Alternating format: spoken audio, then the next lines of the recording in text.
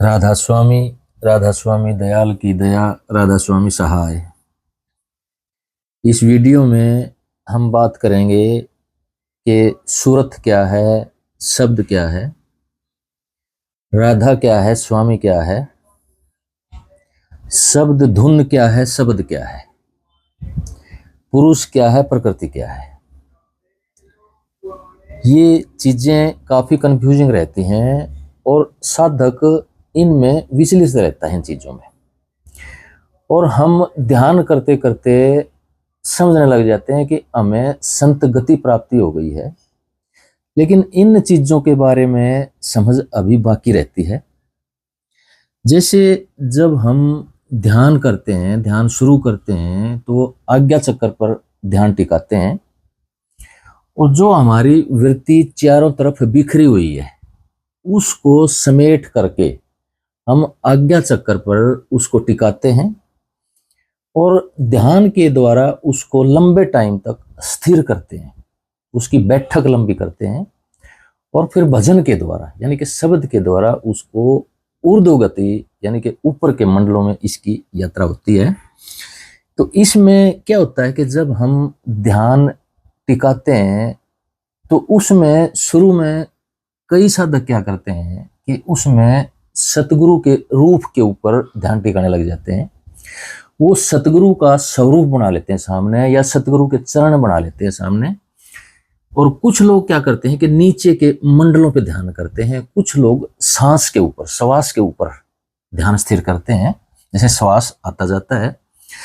तो मैं इसमें जो एक सबसे सफल तरीका है वो पिछली वीडियो में मैंने आपको बताया है कि ध्यान को कहाँ टिकाना सबसे ज्यादा लाभदायक होता है। हमें ध्यान उस जगह पे टिकाना होता है और उस तरीके से टिकाना होता है जिसमें हमारे मन का कम से कम बिखराव हो। यानी कि अगर हम सतगुरु रूप को प्रकट करना चाहते हैं तो उनका सतगुरु का रूप, प्रकाश रूप भी उनका नूरी स्वरूप है, और नाद जो अनद नाद है वो भी उनका नादी स्वरूप है। ये तो स्थूल स्वरूप है या हमारा ख्याली स्वरूप है जिसको हम सामने रख करके कोशिश करते हैं कि उसके ऊपर हम ध्यान लगाएं।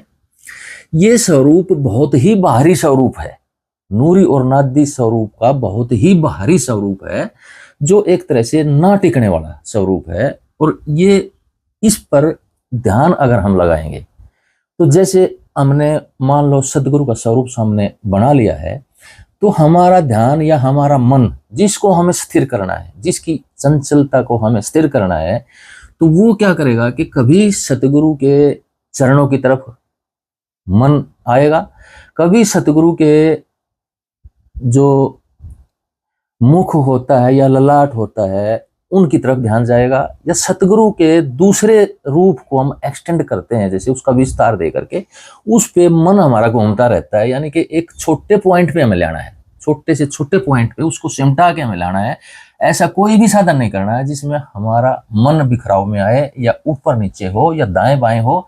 तो इसमें सबसे अच्छा क्या है कि या तो आप सामने छोटा सा चक्कर जैसे सुदर्शन चक्कर होता है वो बना सकते हैं, लेकिन इससे भी ज्यादा इफेक्टिव वो है कि आप सामने देखें। अगर अंधेरा दिखता है तो अंधेरे को देखें, अगर उसमें फिर प्रकाश प्रकट होने लग जाता है तो उसके ऊपर टकटकी लगा के देखते रहें। तो हमारी जो सामने जो चेतना का अंधकार है या चेतना स्वरूप जो सामने हमारे वर्तमान में खड़ा है उसके ऊपर अगर टिकाएंगे ध्यान तो वो अपना भेद धीरे धीरे खोलने लग जाएगा। बीज रूप में क्या क्या समाया हुआ हमारी चेतना के अंदर, कौन कौन सी वृत्तियां समाई हुई हैं, वो प्रकट होने लग जाएंगी। तो इसमें जब हम ध्यान को एक जगह पर आज्ञा चक्र के स्थान पर तीसरे नेत्र पर जब टिकाने लग जाते हैं तो उसमें धीरे धीरे फिर गति शुरू हो जाती है। जब क्योंकि वो अपना भेद खोलना चाहता है, जो चेतना है, जो पुरुष है, वो प्रकृति के अंदर से बाहर की तरफ झांकने लग जाता है। यानी कि जो आत्मा है, जो सूरत है, वो बाहर की तरफ झांकने लग जाती है। तो उसमें एक मूवमेंट शुरू हो जाती है, और मूवमेंट शुरू होने का मतलब ये है कि उसमें प्रकाश रूप आना चाहता है बाहर निकल के। जो सतपुरुष है, जो आत्मा है, जो परमात्मा का अंश है, वो बाहर झांक करके अपना रूप दिखाना चाहता है, क्योंकि वो प्रकाश रूप में स्थित है हमारे अंदर। तो प्रकाश रूप से ही नीचे उतर के आया है और वो प्रकट होना चाहता है प्रकाश के रूप में या नाद के रूप में। तो जब उसमें मूवमेंट होती है तो बादल की तरह से आता है, वो घूम घूम के आता है, धुएं के आकार में आता है। उसको पतंजलि ऋषि ने धर्म मेघ समाधि कहा है। इसी को स्वामी विवेकानंद ने जब पतंजलि योग सूत्र का वो वर्णन करते हैं तो उसमें इसी धर्म मेघ समाधि को वो क्लाउड ऑफ वर्च्यू कहते हैं। यानी कि जो हमारे अंदर गुण होते हैं या आत्मा का गुण होता है वो बादल के रूप में उमड़ उमड़ के आने लग जाता है। उसी को कुंडलिनी जागरण कहते हैं कि वो सर्प के आकार में, सर्प का जैसे मुंह होता है, जैसे उसका फण होता है जो एक बार फैलता है फिर सिकुड़ जाता है, तो उसी को जब ये प्रकट हो जाता है तो ये एक तरह से बादल के रूप के या धुएं के या एक जो मैला रंग होता है मन और माया का वो फटना चाहता है, उसके रूप में हमें दिखाई देने लग जाता है। लेकिन जब हमारा ध्यान धीरे धीरे आगे बढ़ने लगता है वो सफाई में आने लग जाता है और लालिमा की तरफ, पीले होने की तरफ भगवान रूप में वो प्रकट होने लग जाता है, जिसको हम भगवान कहते हैं, भगवान वाणा धारण करते हैं। तो इसको कुछ पंथों में, मत मतांतरों में इसी को सच्चिदानंद स्वरूप कह दिया गया है।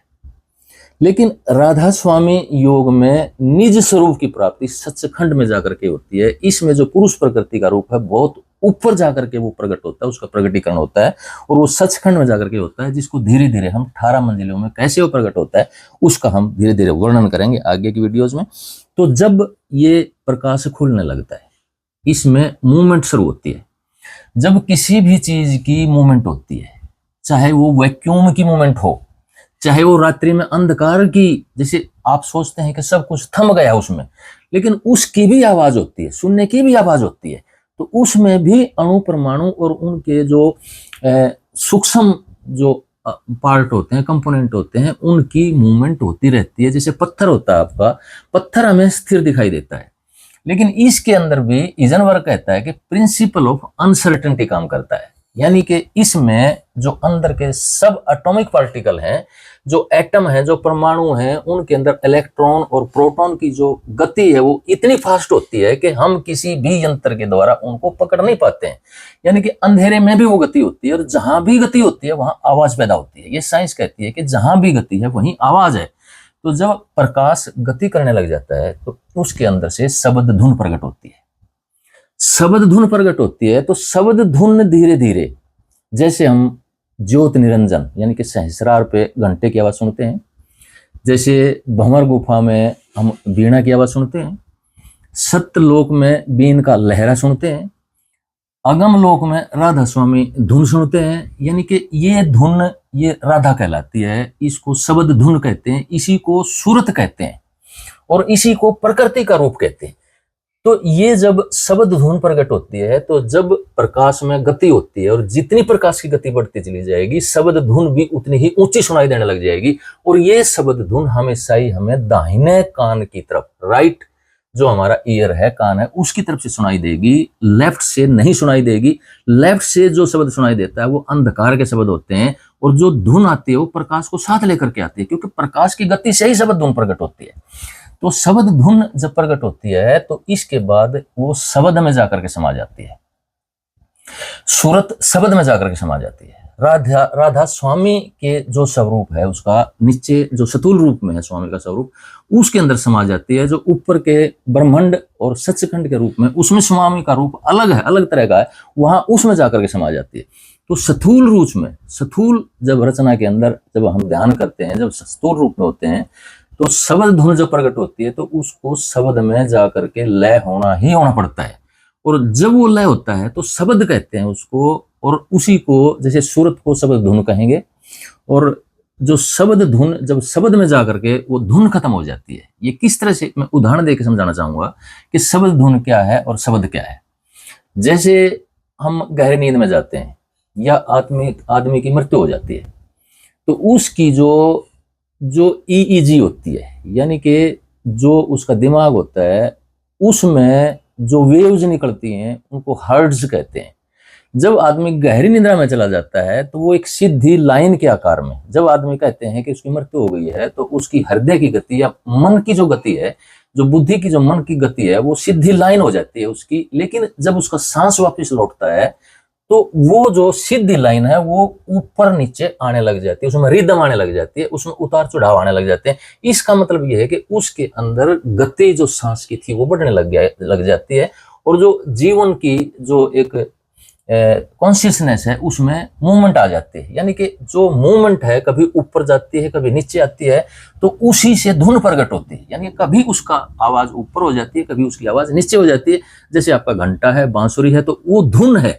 लेकिन जब यही शब्द धुन अंदर जा करके शब्द के मंडल में समा जाती है, शब्द का मंडल यूं समझो कि जैसे सीधी धार है, सीधी लाइन है, उसके अंदर कोई भी गति नहीं है। जैसे रात्रि है, जैसे गहरी नींद है, जिसके अंदर कोई भी मन की वृत्ति नहीं है, जिसके अंदर कोई भी इंद्रियों की वृत्ति नहीं है, तो इस तरह से वो एक शब्द ऐसा शब्द होता है जिसके अंदर कोई गति नहीं होती है। ये इस तरह से भी हम कह सकते हैं, जैसे यहां से कोई शब्द प्रकट हो रहा है इस घर के अंदर से, और वो एक स्थिर आवाज के साथ है, उसमें कोई भी उतार चढ़ाव नहीं है। वो शब्द जब बाहर के मंडलों में जाता है, घर से बाहर जाता है, आप बाहर से उसको सुनते हैं, तो उसमें आपको उतार चढ़ाव महसूस होने लग जाते हैं। कभी वो ऊपर जाती है उसकी तरंग, कभी नीचे आती है, तो उसी में धुन प्रकट हो जाती है। यानी कि शब्द धुन जब आती है, जब प्रकाश प्रकट होता है, प्रकाश का और शब्द धुन का मेल है, अनादि मेल है, ये दोनों इकट्ठे ही चलेंगे हमेशा। लेकिन जब शब्द धुन लय हो जाती है, ये शब्द में जाकर के समा जाती है, तो सामने अंधेरा आ जाता है और अंधेरे में कोई भी धुन नहीं होती है। तो इस तरह से जो हर मंडल है उसके बाहरी सतह पर शब्द धुन होती है, लेकिन उसी मंडल के जब मध्य में जाते हैं तो शब्द धुन खत्म होकर के शब्द रूप में रह जाती है। यानी कि जो सूरत थी, जो राधा थी, वो स्वामी के रूप में समा जाती है और शब्द के रूप में समा जाती है। जो प्रकृति थी उस सतर की, वो पुरुष के अंदर जाकर के समा जाती है। तो इस तरह से सूरत और शब्द का ये एक डिफरेंस है जो नीचे से हम देखते चले जाते हैं। और जब भी हमारे अंदर किसी भी मंडल का, तो कोई भी मंडल जब नया खुलता है, तो उसमें सबसे पहले जो उसकी सतह पर हम जाते हैं, उस मंडल की बाहरी पेरिफेरी पर जब जाते हैं, तो प्रकाश रूप में प्रकट होती है। और प्रकाश रूप में प्रकट होते ही वहां बहुत ही ऊंची, जितना भी प्रकाश की गहनता होगी, उतनी ही शब्द धुन हमारे सामने आएगी, उतनी ही सूरत की धुन हमारे सामने प्रकट होगी। और जब वो प्रकाश धीरे धीरे लुप्त होने लगेगा, क्योंकि केंद्र में हमें जाना ही जाना पड़ेगा। ये किस तरह से है, जैसे हम छत के ऊपर खड़े हैं, तो वो शब्द धुन समझें आप, जब वहां शब्द धुन प्रकट हो जाती है, छत से हम कूद जाते हैं, तो हमें धरती पे आना ही आना पड़ेगा। वो शब्द है, यानी कि शब्द धुन प्रकट जरूर होती है, लेकिन जब मंडल की यात्रा पूरी होती है, तो हमें शब्द के अंदर आके लय अवस्था में आना ही पड़ता है। और वो लय अवस्था अंधकार की अवस्था होती है, वही असंप्रज्ञात समाधि का रूप होती है। और महात्मा बुद्ध ने इसे एनलाइटेंड वन कहा है। यानी कि जब वो प्रकाश रूप में जब चेतना प्रकट हो जाती है, तो उसको अप दीपो भव कहा महात्मा बुद्ध ने, यानी कि वो दीपक के रूप में चमकने लगती है। लेकिन जब वो बुझ जाती है, यानी कि हमारे जितने भी संस्कार हैं, उनके बीज हैं, वो जड़ करके कर्मों के बीज जब खत्म हो जाते हैं, तो उसी को वो एनलाइटेंड वन कहते हैं, यानी कि जड़ा हुआ, जो बुझ चुका है। तो इसको अलग अलग धर्मों में इसकी व्याख्या की गई है, जो आगे हम जितने भी वीडियो बनाएंगे उसमें हम इन चीजों को बताएंगे। तो इस तरह से जब रास्ता हमारा खुलता चला जाता है कि तो ये चीजें प्रकट होती चली जाती हैं। मैं क्यों ये चीजें चैनल के रूप में दे रहा हूं, क्योंकि राधा स्वामी योग को बहुत छोटा आंका गया है। इसका जो वर्णन कर रहे हैं यूट्यूब चैनल पे, वो इसके बारे में जानते ही नहीं है, जिससे राधा स्वामी योग या सूरत शब्द योग, इसको कबीर योग भी कहते हैं, कि इसकी जो महत्ता है वो छोटी कर दी गई है और इसका असली रूप लोगों के सामने नहीं है। इसलिए मैं कोई गुरु नहीं हूं, कोई सत्संग नहीं करता हूं, ना ही कोई नामदान देता हूं। मैं तो एक सदगुरु की जो दया थी उसका वर्णन कर रहा हूं, अपना अनुभव बता रहा हूं, ना मैं ये कहता हूं कि मैं कुछ बन गया हूं। कुछ भी ऐसी बात नहीं है। मैं आप जैसा, आप के एक कुदरत के सतर पर एक छोटा सा, जैसे एक बूंद होती है समुद्र की, उस तरह से इस संसार में हूं और उसी तरह से इसका वर्णन कर रहा हूं। राधा स्वामी।